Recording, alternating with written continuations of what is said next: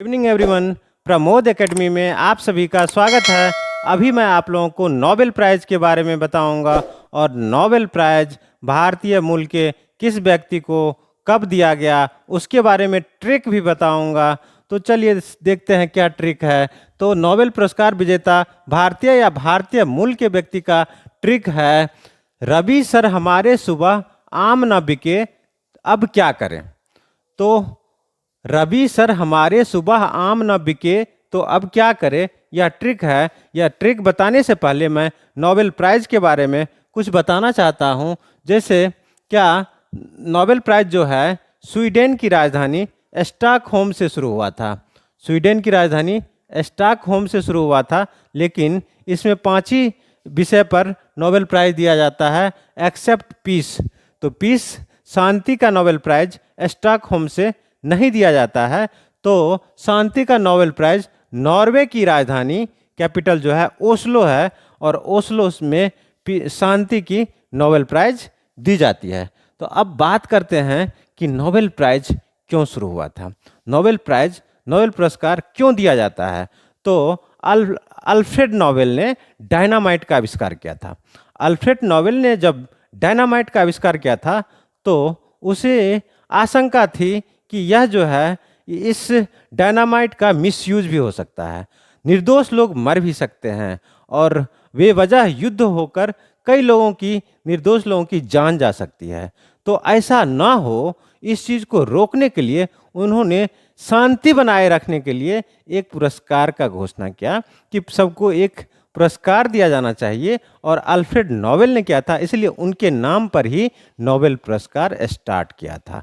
1901 ईस्वी में नोबेल पुरस्कार स्टार्ट हुआ था, और हर एक साल उनके पुण्यतिथि पर 10 दिसंबर को उनकी पुण्यतिथि आती है, और 10 दिसंबर को नोबेल पुरस्कार दिया जाता है। वैसे अक्टूबर में ही चयन समिति के द्वारा चयनित करके घोषणा कर दिया जाता है अक्टूबर में ही कि किसको कितना नोबेल प्राइज़, क्या किस विषय में नोबेल प्राइज़ मिलना है, किस क्षेत्र में नोबेल प्राइज़ मिलना है, अक्टूबर में ही ये घोषित कर दिया जाता है। लेकिन प्राइज़ 10 दिसंबर को अल्फ्रेड नोबेल के पुण्यतिथि पर दिया जाता है।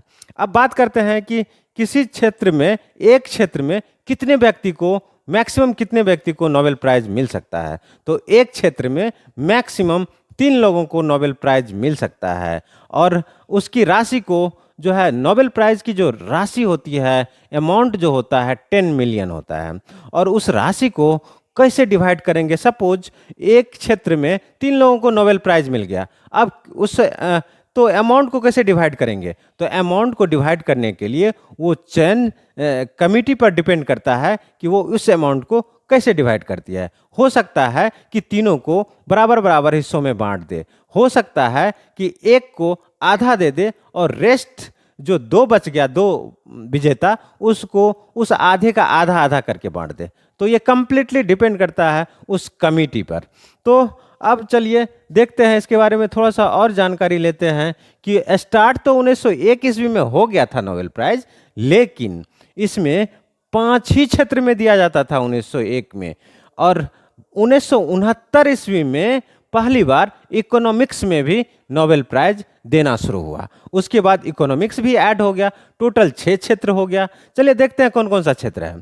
तो एक हो गया फिजिक्स, दूसरा हो गया केमिस्ट्री, तीसरा हो गया मेडिसिन के क्षेत्र में, और चौथा हो गया साहित्य के क्षेत्र में, पांचवा हो गया इकोनॉमिक्स के क्षेत्र में, और छठा हो गया पीस यानी शांति के क्षेत्र में। तो ये 6 क्षेत्र है जिसमें नोबेल प्राइज़ दिया जाता है। अब बात करते हैं कि 1974 में जो है यह घोषणा हुआ कि पोस्टथोमसली, मतलब मरणोपरांत, किसी को नोबेल प्राइज़ नहीं दिया जाएगा।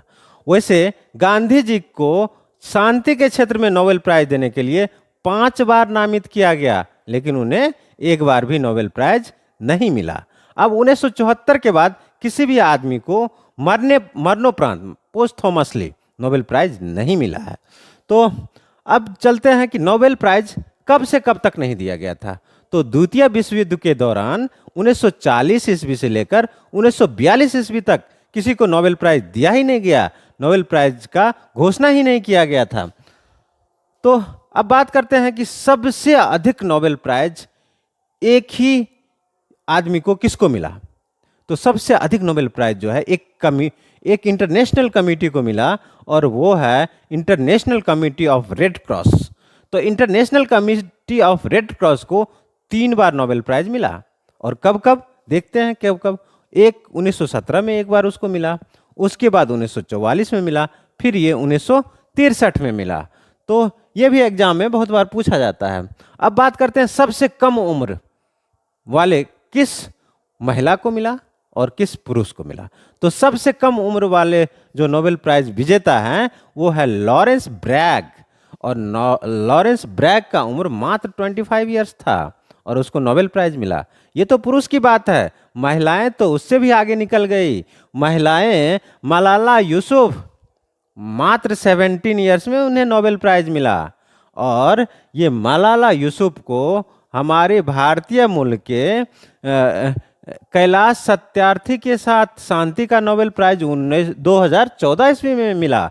दोनों को कंबाइंडली मिला था शांति का नोबेल प्राइज। और महिला जो ये मलाला यूसुफ है, मात्र 17 ईयर्स में इन्हें नोबेल प्राइज मिला।